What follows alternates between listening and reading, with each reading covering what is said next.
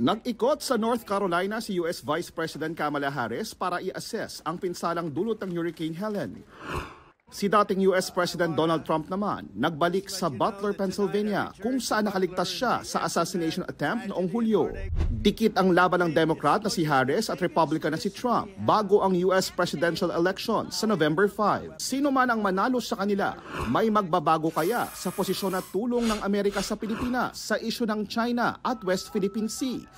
Lalo't ilang beses nang sinabi ni US President Joe Biden ang ironclad commitment daw nila sa alyansa. We do have a bipartisan support.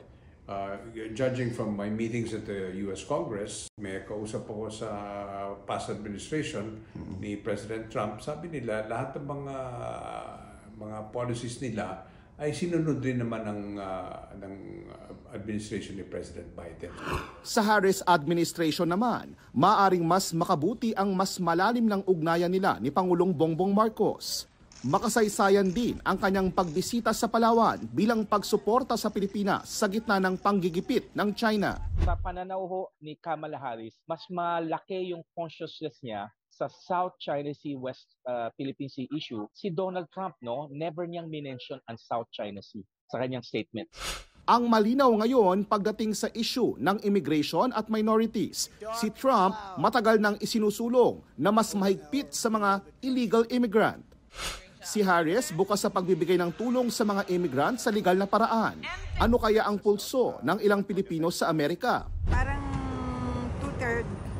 two-third Harris, one-third Trump sa mga nangyayaring ewan ko lang sa ibang community. Some other people don't like immigrants, some you know what I mean.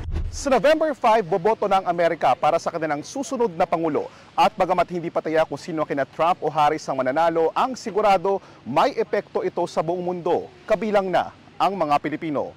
Mula rito sa Olympia sa Washington at para sa GMA Integrated News, JP Soriano nakatutok, 24 oras. Mga kapuso, patuloy na tumutok sa mga balita, mag-subscribe sa GMA Integrated News sa YouTube. Sa mga kapuso abroad, samahan niyo kami sa GMA Pinoy TV at www.gmanews.tv.